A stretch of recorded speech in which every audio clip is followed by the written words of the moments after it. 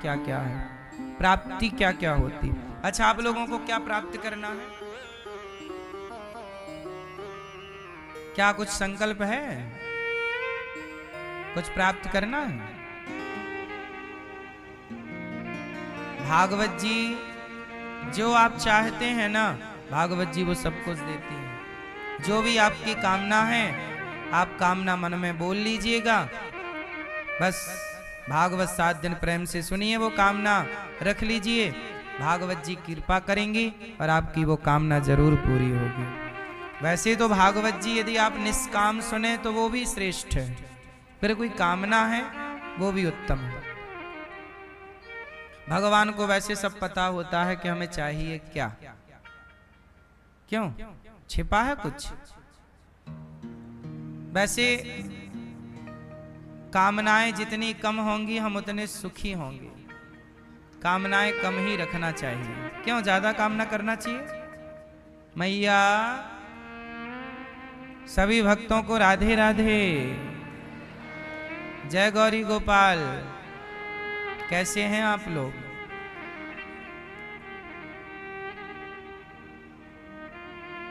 आज भगवान अपना स्वरूप बता रहे हैं। कैसे हैं भगवान?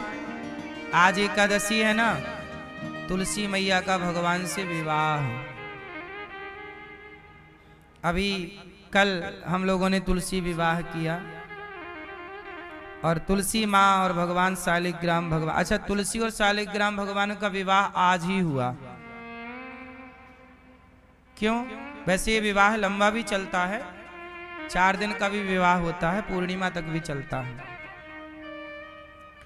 तो विवाह क्यों हुआ? ये तुलसी कौन है? ये तुलसी पिछले जन्म में एक वृंदा थी। इनका नाम क्या था? वृंदा। ये बहुत बड़ी पतिव्रता थी। इनके पति का नाम था जलंधर। बहुत बड़ा जलंधर ताकतवर व्यक्ति था, पर राक्षस था, देवताओं को भक्तों को परेशान करता। पर जलंधर की पत्नी जो वृंदा थी वो इतनी बड़ी पतिव्रता थी कि उसके पातिव्रत धर्म शक्ति के कारण उसे शंकर जी मार नहीं पा रहे थे। उसे कोई मार नहीं पा रहा था। फिर क्या करें? तब सबने भगवान श्रीमन नारायण से प्रार्थना की कि प्रभु इसकी पत्नी बहुत बड़ी पतिव्रता है और जब तक ये पतिव्रता इसका भंग नहीं होगा तब तक ये मरेगा नहीं, तो आप कुछ करो। तो भगवान बोले कि मैं तो सतियों के सतीत्व को बचाता हूँ, पतिव्रता नारियों के पातिव्रत धर्म की रक्षा करता हूँ, और आप कह रहे हो बिगाड़ो। कहा प्रभु नहीं बिगाड़ोगे तो आपके निर्दोष भक्त को जलंधर मारता रहेगा। अब भगवान भी क्या करें? जलंधर राक्षस है, गलत काम कर रहा है, उसे मारना भी जरूरी है, पर उसकी पत्नी बड़ी पतिव्रता है, उसके बल से वो मरने को तैयार नहीं। तब भगवान नारायण ने क्या किया? जलंधर का रूप बना लिया। जलंधर का रूप बना लिया और जलंधर बन करके भगवान श्रीमन नारायण वृंदा के पास आए और उसके साथ रहे। अब उसका पातिव्रत धर्म भगवान ने बिगाड़ दिया, वो भगवान की ओर आकर्षित हो गई। अब उसका जो दीपक जल रहा था वो बुझ गया। यहां दिया बुझा, यहां इसका पातिव्रत धर्म बिगड़ा, वहां जलंधर की मृत्यु हो गई। अब वृंदा को पता लगा कि मेरे पति की मृत्यु हो गई और मेरे साथ जो मेरा पति बनके बैठा है, साथ है, वो भगवान विष्णु है। तो उसने कहा कि प्रभु आपने तो मेरा सुहाग उजाड़ दिया। भगवान बोले कि तेरे सुहाग के कारण कितनों के सुहाग उजड़े, वो भी तो देख कि तेरे पति ने कितनों को मार डाला निर्दोष। उन सबको बचाने के लिए मुझे ये करना ही पड़ा। कहा कि जाओ, आपने मेरा पातिव्रत भंग किया है, मैं आपको शाप देती हूं, अब आप मेरे क्या बनो, आप मेरे पति बनो। तो भगवान बोले कि तुमने शाप दे दिया, मैं बन गया पत्थर। अब ऐसा करो वृंदा, तुम अगला जन्म लो और फिर तुम मेरी पत्नी बन करके आओ, हम तुम्हें स्वीकार करेंगे। तो वही वृंदा अगले तुलसी, वृंदा अगले जन्म में तुलसी बनी। तो तुलसी का एक नाम वृंदा भी है।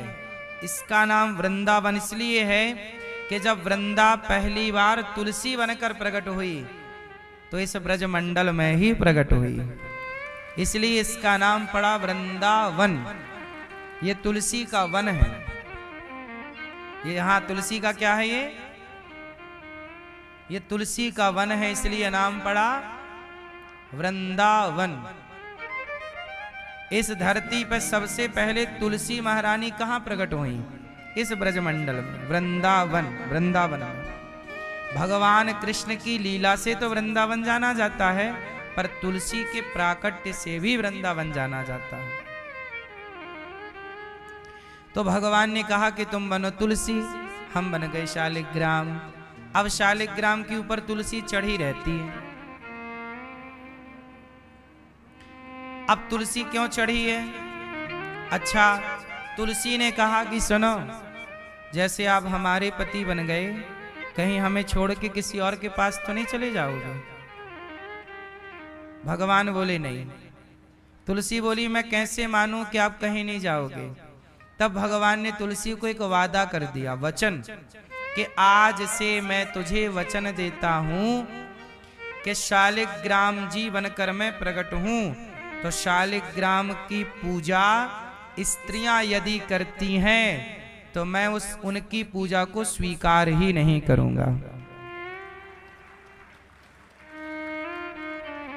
तुलसी स्त्री है और एक स्त्री कैसे चाहेगी कि मेरे पति को दूसरी स्त्री छुए? तो शालिग्राम को आप नहवाओगी तो छूना तो पड़ेगा। और शालिग्राम जी ऐसे ही हैं, भगवान है ना, वो बेचारे शाप के कारण शालिग्राम बने। अब आप उन्हें छुओगी तो तुलसी गर्म हो जाएंगी, लो हमारे पति को छू रही है। इसलिए तुलसी को प्रसन्न करने के लिए भगवान ने कह दिया कि मैं किसी स्त्री की पूजा को स्वीकार नहीं करूंगा। इसलिए शालिग्राम भगवान की पूजा स्त्रियां नहीं करती, इसलिए नहीं करती, ना करने का ये कारण है। इसलिए स्त्रियां गोपाल जी की पूजा करती हैं और पुरुष वर्ग को शालिग्राम भगवान की पूजा कर लेनी चाहिए। शालिग्राम भगवान जानते हैं आप लोग कहां प्रकट होते हैं? शालिग्राम जी कहां? गोदावरी। कहां कहां? शालिग्राम भगवान एक ही जगह प्रकट होते हैं, दूसरी कोई जगह नहीं उनकी, और वो है नेपाल में चक्री नदी। उसे चक्री नदी भी कहते हैं, गंडकी नदी भी कहते हैं। गंडकी नदी में भगवान शालिग्राम प्रकट होते हैं। ठीक है, बात समझ में आई? वहां पे चक्री नदी क्यों कहा जाता है? भगवान शालिग्राम के शरीर में चक्र बनाने वाला वहां पर एक कीड़ा होता है जो चक्र बनाता है। शालिग्राम भगवान की पहचान क्या है? शालिग्राम भगवान सोना खाते हैं। आप ऐसे घिसो सोना शालिग्राम जी में, पूरा सोना समा जाएगा अंदर, यदि असली शालिग्राम भगवान है तो। जितना उनका वजन होगा उतना सोना वो ग्रहण कर लेंगे। बाद में आपको चाहिए तो लौटा भी देंगे। आपको निकालने का प्रोसेस पता है तो निकल भी आता है। सुनार, इसी को कसौटी कहता है।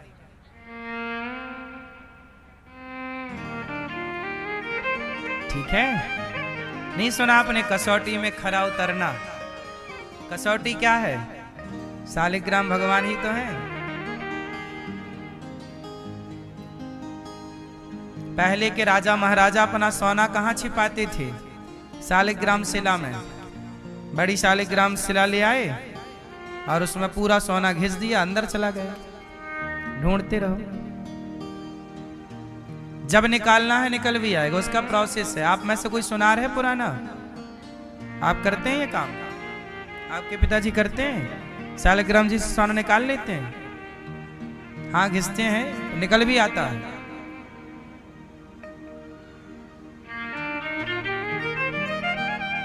और शालिग्राम भगवान में नेचुरल सोना होता भी है, पता है आपको? सोना होता भी है शालिग्राम भगवान में, इसलिए वो भगवान है। सामान्य पत्थर थोड़ी शालिग्राम हो सकता है। शालिग्राम भगवान की पहचान है। सोना ऐसे घिसोगे एक तो वो सोने की धारी उसमें दिखने लग जाएगी। मंदिर में, ऊपर मंदिर में है शालिग्राम भगवान, दर्शन कीजिएगा। सारे घरों में शालिग्राम भगवान होने चाहिए। सबके घर में तुलसी हो, शालिग्राम भगवान हो, होने चाहिए।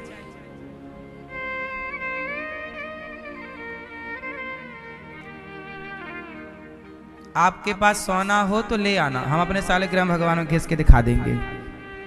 हाँ, जितना जमा करवाना हो। हाँ।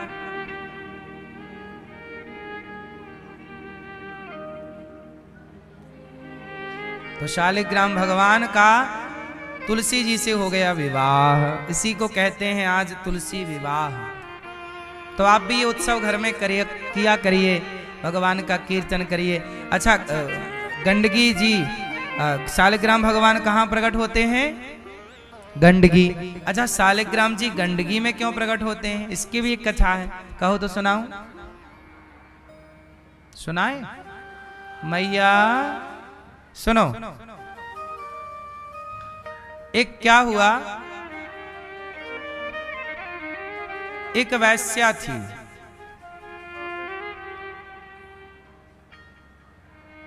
हम जब अयोध्या जी में पढ़ते थे राम कथा, तो हमारे गुरु जी ने ये कथा हमें सुनाई थी जब हम पढ़ते थे। 2009-2010 की ये बात है। तो हम गुरुजी के पास बैठे थे। गुरुजी, अच्छा, हमारे गुरुजी जो हमें रामायण पढ़ाते थे, रामचरितमानस, वो हमारे गुरुजी ऐसे थे कि जो पढ़ाते थे वो अगले दिन पूछते थे, यदि बताओ। तो हमारे गुरुजी के पास पढ़ने केवल 4 बच्चे आते थे। उन 4 में एक मैं था। कोई आता ही नहीं था, क्योंकि वो जो पढ़ाते थे अगले दिन पूछते थे। जो पढ़ाया है कल वो अगले दिन पूछेंगे, यदि बता दिया तो आओ, वरना भीड़ लगाने की जरूरत। तो उनके पास केवल 4 बच्चे थे, और 4 में भी अधिक साधु लोग पढ़ते थे। एक मैं भी था, समय से जाता था पढ़ाई करने। गुरुजी पूछे, हाँ बेटा बताओ कल क्या पढ़ाए? पूरा पूरा गुरुजी को सुनाते थे। जब सुन लेते थे, सुन के संतुष्ट हो जाते, तब अगला पाठ पढ़ाते थे। चलो अब आगे सुनो। तो उन्होंने हमें एक दिन पढ़ाते पढ़ाते गंडगी के बारे में बताया। कहा कि गंडगी नाम की एक वैश्या थी, और वो वैश्या ही थी, रोज पर पुरुष का संग करती। एक दिन संत आए, तो संतों को देख करके गांव के लोग गए और सबने कीर्तन की, भजन किया, उन्होंने सत्संग कराया। तो बादशाह को लगा चलो आज सब लोग जा रहे हैं, मैं रोज तो सत्संग करती नहीं, आज गुरुजी आए हैं, मैं भी थोड़ा सत्संग कर लेती हूँ। तो बेचारी वैश्या पीछे जाके बैठ गई।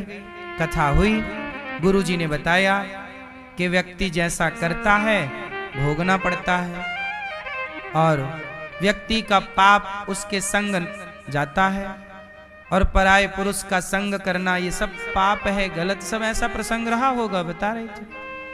तो वैश्या को लगा राम राम राम राम, मैं तो बड़ी पापनी हूँ, गुरुजी के हिसाब से तो मैं बहुत बड़ी पापनी हूँ। तो कथा पूरी हुई गुरुजी की, सब चले गए। तो वैश्या गई, गुरुजी मैं वैश्या हूँ, क्या मेरा उद्धार होगा? क्या मेरे भी सदगति के लिए शास्त्रों में कोई है उपाय, बताओ मैं क्या करूं कि मेरा कल्याण हो जाए, मैं वैश्या हूं।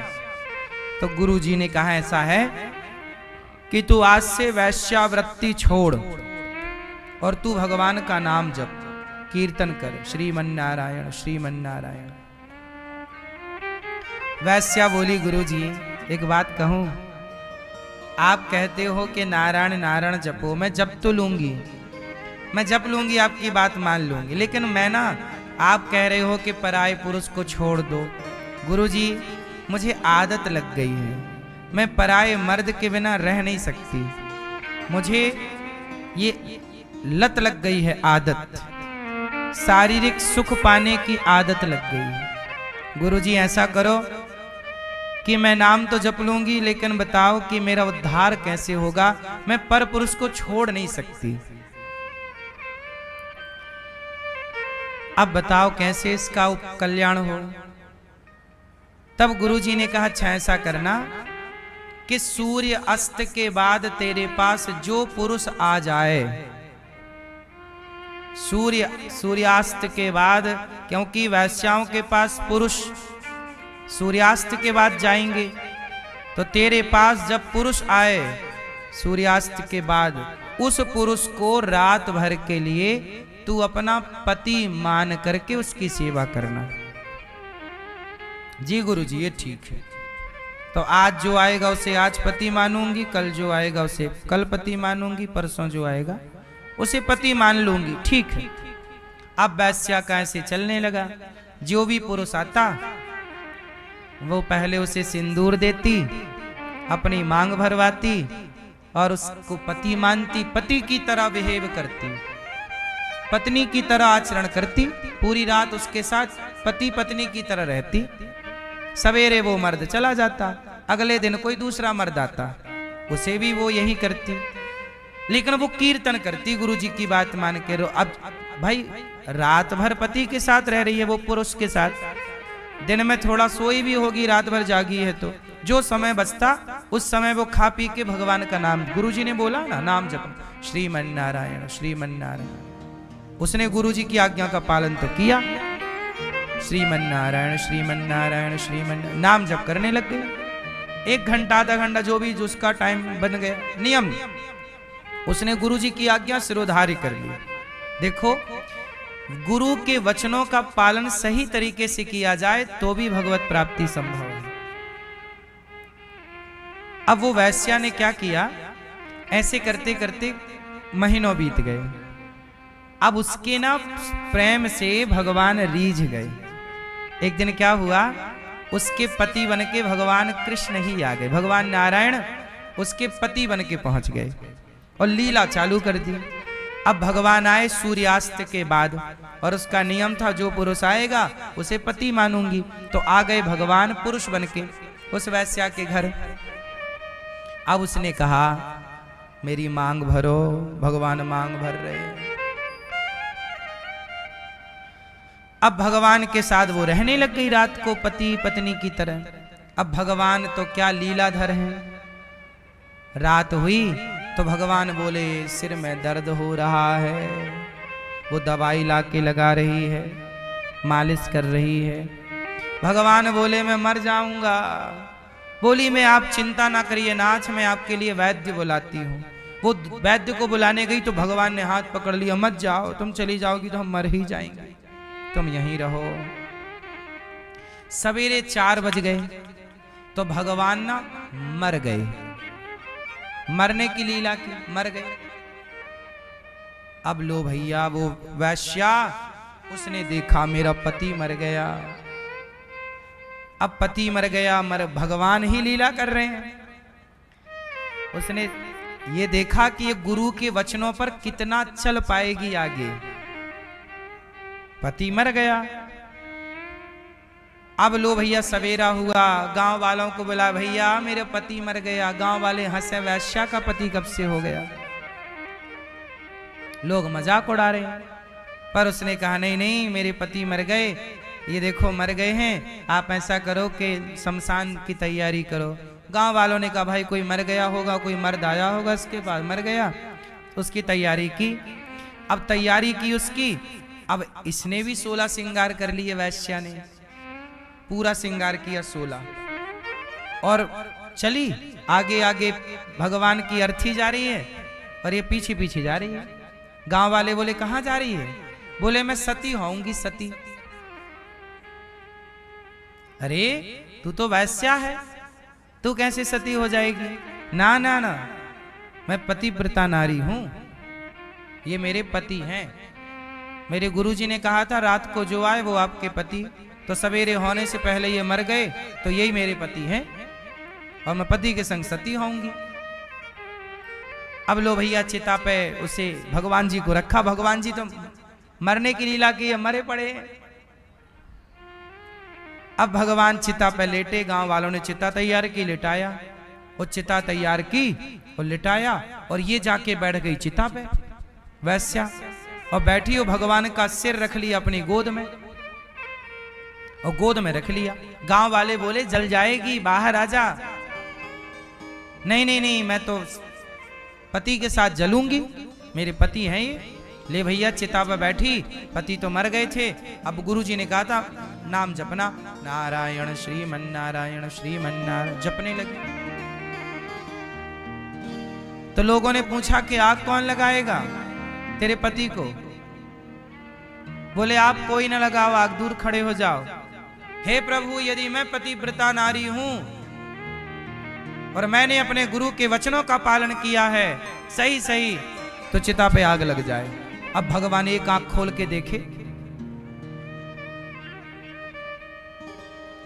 जब आंख एक खोल के देखे तो वो सचमुच उसके कहते ही आग लग गई।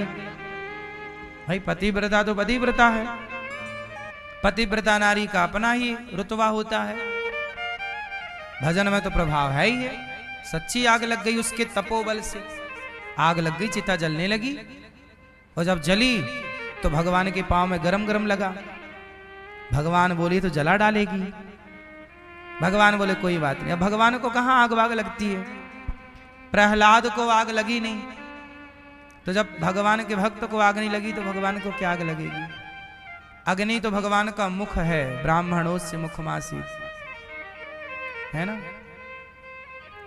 तो भगवान, अच्छा उसका ना, उसकी साड़ी जलने लग गई, उसका हाथ जलने लगा, लेकिन जल रहा, लेकिन वो नाम जप रही है श्रीमन्नारायण श्रीमन्नारायण।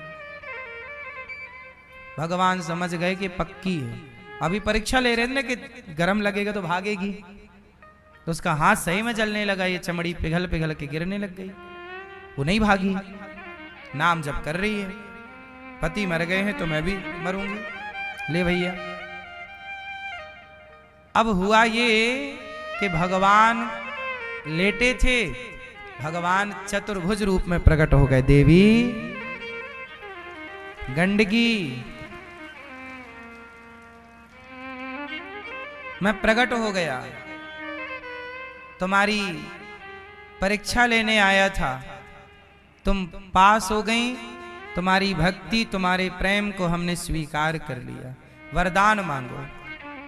गंडकी बोली प्रभु, जब आपका सिर मेरी गोद में था ना, ऐसा लग रहा था संसार का सारा सुख मिल गया। ऐसी कृपा करो कि सदा सदा के लिए आप मेरी गोद में रहो। भगवान बोले ठीक है, आज से तुम गंडकी और मैं तुम्हारी गोद में शालिग्राम। उसके प्रेम, भगवान के प्रेम में वह पिघल गई और वही पिघल करके गंडकी के रूप में परिणत हो गई। वही गंडकी नदी है और आज तक मतलब आज भी गंडकी नदी में, गंडकी में शालिग्राम भगवान। हम अभी गए थे गंडकी कुछ महीनों पहले, तो वहां हमने देखा गंडकी नदी ना, जाके आगे हरिहर क्षेत्र बोलते हैं उस जगह जहां मिलन होता है गंडकी का, और वो गंडकी नदी नेपाल से बह करके भारत आती है। तो जब भारत आती है तो बिहार में उसे गंडक नदी कहते हैं। कौन सी नदी? वो बिहार में ही है, वो गंडक नदी कहलाती है। पर वहां बिहार में फिर वहां शालिग्राम जी नहीं है, क्योंकि आगे ना वो त्रिशूली नदी में मिल जाती है। वहां नेपाल में एक त्रिशूली नदी है और एक गंडकी, तो हरिहर का मिलन बोलते। शिव त्रिशूली मतलब शंकर जी के त्रिशूल से निकली एक नदी है, उसे त्रिशूली कहते हैं। और ये भगवान नारायण के लिए प्रकट हुई गंडकी। इन दोनों का मिलन वहीं होता है नेपाल में। फिर वहां से जो धारा आगे बढ़ती है वो गंडक कहलाती है, जो बिहार होते हुए फिर आगे जाती है। तो ये गंडकी माँ में भगवान शालिग्राम जी क्यों हैं, ये कथा है कि भगवान उसके प्रेम पर रीझ गए। इसलिए कहता हूं, भगवान का नाम लेकर और गुरु की आज्ञा का पालन करके कोई भी पापी से पापी भी पवित्र हो सकता है। इसलिए कहते हैं गुरु वचनों पर चलना चाहिए। भगवान के नाम, भगवान की भक्ति सबसे उत्तम है, उससे अच्छा कुछ नहीं। तो इसलिए तुलसी विवाह आज होता है। बोलिए देव उठनी एकादशी महारानी की। एकादशी के दिन अन्न नहीं खाना चाहिए। आज के दिन किया गया कोई भी पुण्य अत्यधिक फलदायी है। इसलिए गौरी गोपाल आश्रम में जो हमारी वृद्ध माएँ बेसहारा माएँ रहती हैं, अखंड संतों की सेवा भोजन की होती है। आप भी अपने आप को जोड़िए।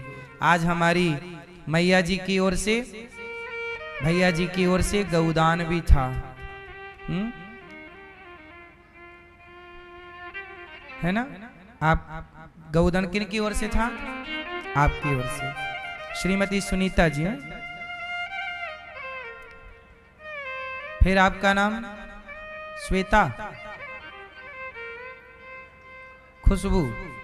तो आप सबकी ओर से आज यहाँ पर गौदान भी इन्होंने किया सपरिवार, और इन्होंने यहाँ पर अन्न क्षेत्र भी किया। तो कथा भी सुन रहे हैं, गौदान भी किया और अन्न क्षेत्र भी। आप भी इस एकादशी के पावन पर्व में अन्नदान कर सकते हैं, किसी को भोजन करा सकते हैं। आज यहाँ एकादशी में सबको व्रत वाला मिल रहा है, संतों को भी व्रत वाला ही बांटा गया। तो आज एकादशी में अन्नदान का संकल्प ले सकते हैं।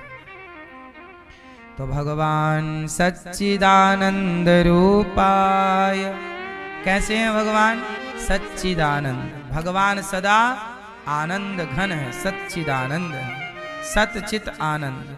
ईश्वर सत चित आनंद। क्या करते हैं भगवान? विश्वोत्पत्ति आदि हेतवे, विश्व की उत्पत्ति, पालन, संहार, सारे दुखों का नाश करते हैं भगवान। तापत्रय विनाशाय श्री कृष्णाय वयम नुमः। सारे दुख, हमारे जीवन के दुख कौन दूर करता है? कौन दुख दूर करता है? बोलो मेरी माँ। हमें दुख कौन देता है और सुख कौन देता है? हमारे बुरे कर्म हमें दुख देते हैं, और सुख कौन देता है? हमारे अच्छे कर्म। इसलिए भगवान कहते हैं कि यदि तुम मेरी शरण में आओगे तो तुम्हारे भाग्य में यदि दुख है भी तो वो मैं समाप्त कर दूंगा। अच्छा देखो ना, भगवान की शरण में जो चला जाता है वो कितना भी बड़ा दुखिया क्यों ना हो, सुखी हो जाता है। भाग्य बदलने की ताकत रखते हैं भगवान। मेरे भाग्य में कुछ था नहीं, था मेरे भाग्य में तो भूख से मरना लिखा था, लेकिन जब भगवान ने कृपा की तो भाग्य को बदल करके परमात्मा ने देखो आपकी सेवा में बिठा दिया। इसलिए भाग्य को भावी मैट सकहि त्रिपुरारी, पर हरि इच्छा भावी बलवाना। भगवान जब कृपा करते हैं ना तो गलत भाग्य भी सही दिशा में चलने लगता है। इसलिए भाग्य बड़ा है, कम नहीं है। कहते ना भाग्य में जो है वो भोगना पड़ता है या जाना पड़ता है, लेकिन भाग्य के ऊपर ना भगवान की कृपा है, करेक्शन कर देते हैं भगवान। गलत चीज मिटा देते हैं। जैसे बच्चे पेंसिल से लिखते हैं और कुछ गलत हो जाए तो मिटा देते हैं, हाँ या ना। ऐसे ही जो आपके भाग्य में गलत है, यदि शरणागति है पक्की वाली, तो तुम्हारे गलत भाग्य को मिटा देंगे परमात्मा अपने।